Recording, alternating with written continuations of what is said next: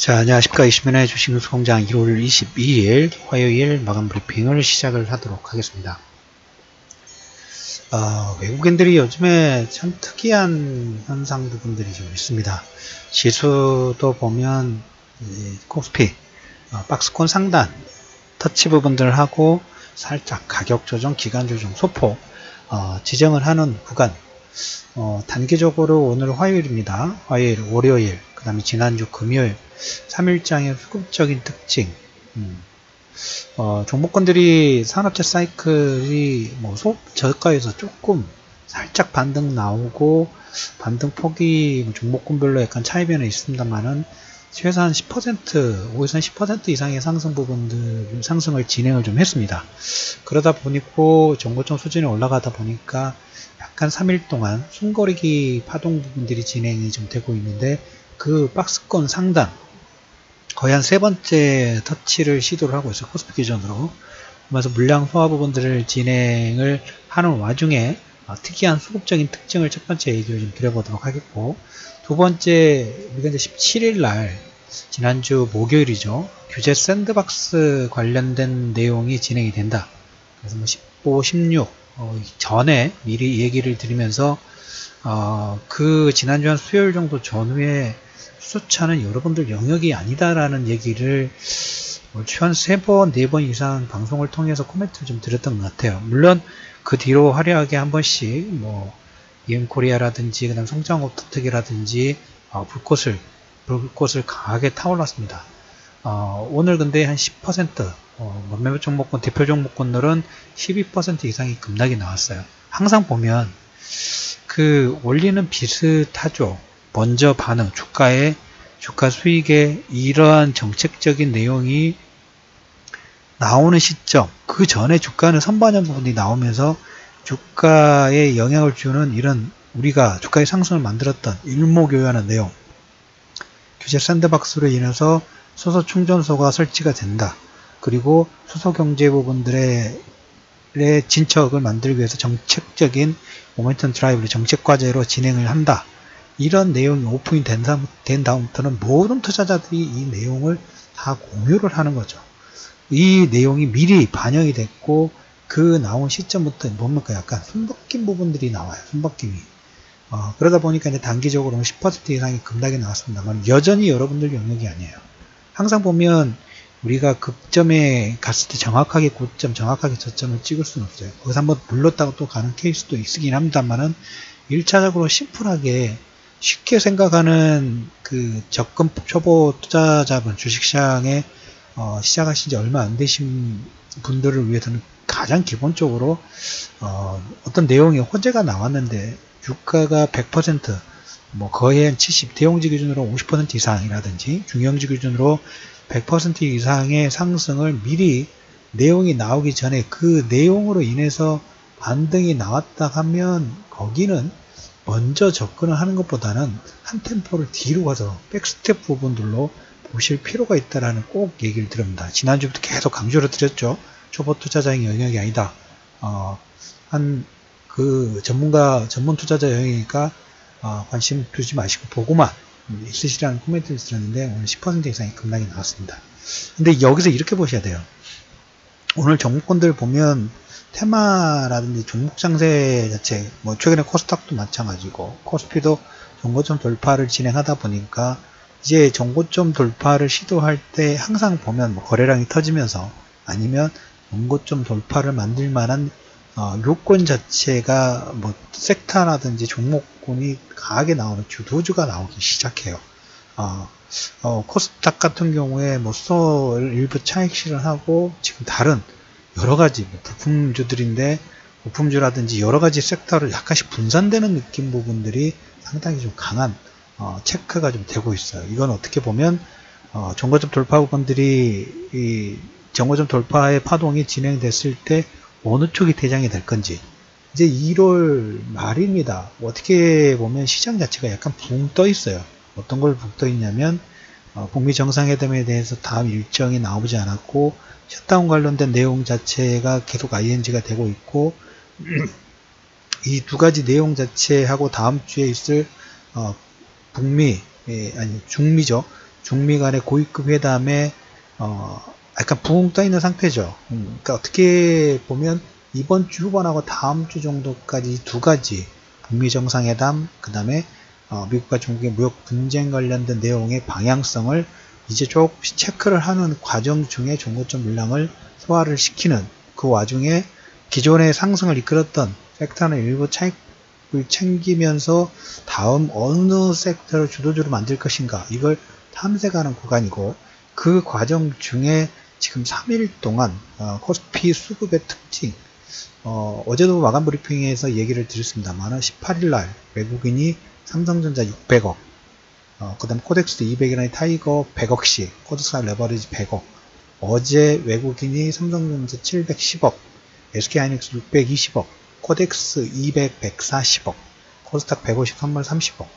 오늘은 외국인이 장중에 선물 매도를 한 1400계약 정도 매도를 하다가 오후장 들어 쭉 2300계약으로 순매수로 전환했고, 코스피도 보면 장 마감 때 마이너스권에서 플러스권으로 1000억 매수로 전환을 했어요. 그러다 보니까 오늘도 외국인이 SK하이닉스를 750억, 어제 오늘 거의 SK하이닉스만 1300억 정도, 그 다음에 삼성전자도 거의 한 1300억, 그 다음에 또 지수를 타이거 200이라든지 코덱스 200, 340억 정도 매수가 들어왔어요. 뭐 하고 있나요? 꾸준하게 지수 관련 대용주의 지수 컨트롤을 할 수 있는 지수 상품 ETF와 그 다음에 시총 상위 종목군을 저가 매수를 꾸준하게 계속 장중에 선물 가지고 단기 트레이딩 부분들 진행하면서 투자 심리는 오늘도 보면 거래소는 막판에 매수가 진행이 됐습니다만은 장중에 코스닥은 양쪽 기관과 외국인에서 1000억 이상의 매도가 나왔었죠. 그러면서 막판에 오후장에 돼서 지수를 다시 커버시켜버리는, 그러니까 외국인들이 개인 투자자들 그 다음에 시장 자체를 매도를 선물과 시가총액 상위 종목군으로 가볍게 컨트롤해요. 지난주에 이런 얘기를 제가 마감 브리핑에서 코멘트를 좀 드렸습니다. 매매 참 잘한다. 드라이브 참 요리조리 투자 심리를 간당간당하게 간질간질하게 흐름 부분들을 요리조리 관리하는 장중 흐름이 참 많이 나온다 말씀드렸는데, 여전히 지금도 그 움직임이 나오면서 지수 관련 시총 상위 대형주, 그 다음에 지수 관련 ETF를 꾸준하게 저가 매수를 하는 모습이 계속 체크가 되고 있어요. 종고점 돌파를 준비를 하고 있는 과정 중에 여러한 수급적인 특징이 나오고 있다는 거 체크해 두실 필요가 있다는 얘기하고, 오늘은 시장에서 뭐 특이사항 부분들은 없습니다. 특이사항은 뭐 개별 종목군 현대모비스가 글로벌차 작년에 시장에서 한 1.9조 원 정도 수주, 특히 전기차라든지 전장 쪽에 수주를 상당히 크게 잘 올렸다는 내용, 그 다음에 넷마블이 모바일 세계 5위, NH엔테크 클라우드 사업 확장이 북미, 일본 진출, 그리고 이제 뭐 북미 정상회담에 오늘 아침에서 스웨덴에서 협상을 진행하는데 다음 또 한 분 정도 고위급 회담 관련된 내용이 판문점에서 이루어질 가능성, 그 다음에 최근에 아베 지지율이 한 4% 정도 급등이 나왔어요. 거의 좀 비슷한 것 같아요. 내부에서 뭔가 문제가 있으면 외부에서 분위기를 뭐라 할까요? 안 좋은 뭔가 공론화를 분열을 시키면서 거기에 대항해야 된다라는, 최근에 초계기 일본과 한국과의 초계기함 관련 내용을 일본이 계속적으로 공격적으로 오픈을 하면서 아베 지지율이 4%까지 상승을 했어요. 이용하죠. 두 가지 포석, 아베 지지율 상승, 그리고 초계기함의 여건을 진행이 되면서 추후에 북미 정상회담의 안건으로 올라갈 수 있는 주한미군 감축이라든지, 주한미군 감축이 북한이 원하는 어떻게 하나의 협상 카드가 될 수 있는데, 주한미군 감축이 진행됐을 때 주한미군과 지일미군의 이 미군 자체의 그 컨트롤, 결정력에 영향을 줄 만한 내용이라는 말씀을 드렸어요. 다 같이 노리고 있어요. 그 주간의 글로벌 전략 1부, 2부 관련된 내용, 꼭 많이 좀 들어놓으시고 들으셨으면 좋겠다 하면서 대부분 한번 정리를 해두실 필요가 있다라는, 그래서 아베 지지율이 4% 정도 1타 2피로 초계기함을 이용해, 초계기의 사건을 이용해서 지지율이 올라가고, 그 다음에 주한미군의 컨트롤에서 어떤 주도권, 패권 부분들을 더 가지고 가려고 하는 이런 내용이 진행이 되고 있다라는 부분하고, 마지막으로 하나 더 말씀드리면, 그 트럼프의 딸